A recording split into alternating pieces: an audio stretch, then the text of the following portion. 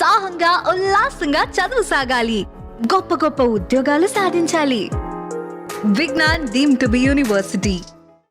IT rates లేవు, ED rates లేవు, లేకపోతే నేను మీ ముందు నిలబడదని కాదు.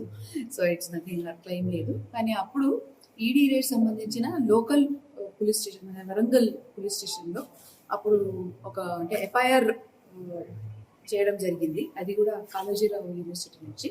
అందుకని ఆ పీజీ సీట్స్ కోసం వాళ్ళు వెరిఫికేషన్ కోసం వచ్చారు.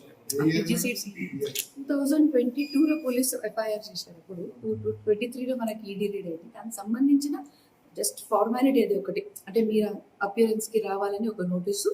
అది కాకుండా కొన్ని వాళ్ళ వెరిఫికేషన్స్ ఉంది, ఆ వెరిఫికేషన్స్ కోసం వచ్చాం. ఇది ఐటీ రేడ్ కాదు, ఈడీ రేడ్ కాదు. ఇప్పుడు మనం డీమ్డ్ యూనివర్సిటీ ఉన్నాం కాబట్టి ఎంసీసీ రూల్స్ ప్రకారం, అంటే మొత్తం మన మెడికల్ కామన్ కౌన్సిలింగ్ తగ్గట్టుగా అన్ని సీట్స్ ఏది ఉన్నా కూడా కౌన్సిలింగ్ తగ్గట్టుగానే పోతాయి, మెరిటే పోతుంది. ఎవరు కూడా ఇట్లా ఒకవేళ రేపు మా సిస్టర్కి కూడా సీట్ కావాలన్నా, లేకపోతే మా డాటర్ లేకపోతే సన్కి కూడా సీట్ కావాలన్నా పాసిబుల్ లేదు. అది బయట వచ్చిన రూమర్స్ అన్ని తప్పంటారు. అఫ్ కోర్స్ ఎస్, ఎందుకంటే అందరూ అట్లనే వాళ్ళ మనసులో ఏమొస్తే అది ఆలోచించుకుంటారు వాళ్ళు. రూమర్స్ కి బేస్ ఉండాలి, బేస్లెస్ రూమర్స్ అందరూ ఉంటాయి. ఇప్పుడు డీమ్డ్ అంటే మీరు తీసుకొచ్చా చేయొచ్చా అని కూడా అట్లా కాదు, ఎన్సీసీ ఉంటుంది. అని నేను చెప్పేది మీకు ప్రాపర్ స్టాట్యూటరీ బాడీస్ చెప్తున్నాను. నాకు వచ్చింది ఖయాల్కి వచ్చింది, మీ ఆన్సర్ చెప్పట్లేదు.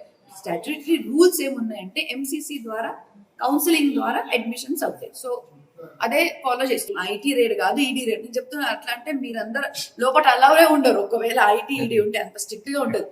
ఇంకా ముందు జరిగింది, దానికి సంబంధించిన పోలీస్ వెరిఫికేషన్కి వచ్చారు.